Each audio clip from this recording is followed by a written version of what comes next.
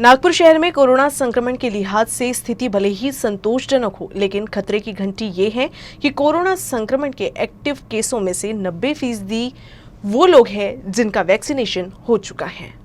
2 दिन संक्रमण के मामलों की दहाई की संख्या में मरीज मिलने के बाद बुधवार को राहत रही और सिर्फ 6 मरीज निकलकर सामने आए। लेकिन एक लिहाज से चिंता की बात यह है कि नागपुर शहर में एक्टिव मामलों की संख्या में से 90% संक्रमित ऐसे हैं जिन्हें कोरोना की वैक्सीन लग चुकी है। हालांकि राहत की बात यह है कि नागपुर शहर में फिलहाल जो मरीज मिल रहे हैं उनमें लक्षण सौम्य है और इनमें से एक भी गंभीर नहीं है। जानकार मानते हैं कि इसके पीछे की वजह वैक्सीन का कवच है।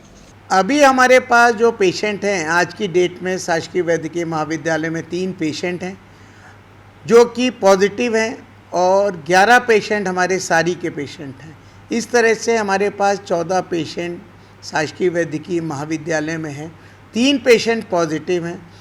ये एक भी पेशेंट गंभीर रुग्ण नहीं है, सादा उनको बुखार है, तकलीफ़ है, खांसी है, बलगम है और दवा के द्वारा अच्छी तरह ठीक हो जाएंगे, ऐसी हमारे चिकित्सकों की पूर्ण राय है।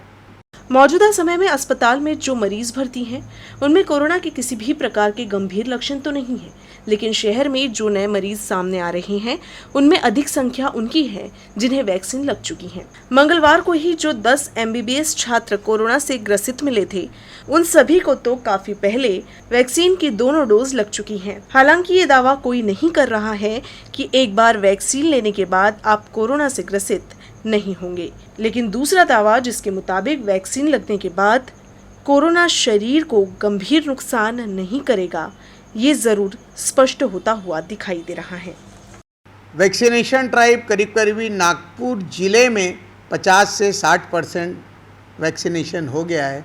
ये शासन के द्वारा और महाराष्ट्र के नागपुर जिले के पालक मंत्री, कलेक्टर, कमिश्नर और सभी लोगों का अत्यंत आभार व्यक्त करना चाहिए कि इन्होंने वैक्सीनेशन ड्राइव नागपुर में बहुत अच्छी तरह किया और जिससे कि हमारी 50 से 60% जनता को वैक्सीनेशन लग चुका है। कोरोना के नए वेरिएंट डेल्टा प्लस के संभावित खतरे को देखते हुए नागपुर में होम आइसोलेशन पर पूरी तरह से प्रतिबंध लगा दिया गया है। इस वजह से संक्रमित अब या तो इंस्टीट्यूशनल क्वारंटीन सेंटर भेजे जा रहे हैं या फिर अस्पतालों में भर्ती किए जा रहे हैं। नागपुर शहर में फिलहाल 59 एक्टिव मामले हैं जिनमें से 13 क्वारंटीन सेंटर में हैं, जबकि बाकी अस्पताल में हैं। नागपुर शहर में अब तक 17,68,545 लोगों को वैक्सीन की डोज लगाई जा चुकी है, जिनमें से 5,27,528 नागरिकों को दोनों डोज लग चुकी हैं। मौजूदा समय में नागपुर में भले ही कोरोना संक्रमण की स्थिति नियंत्रण में दिखाई दे रही हो, लेकिन पालक मंत्री डॉक्टर नितिन राउत पिछले 2 लहरों के अनुभव को देखते हुए समय रहते कोरोना संबंधी नियोजन किए जाने की ताकीद करा चुके हैं।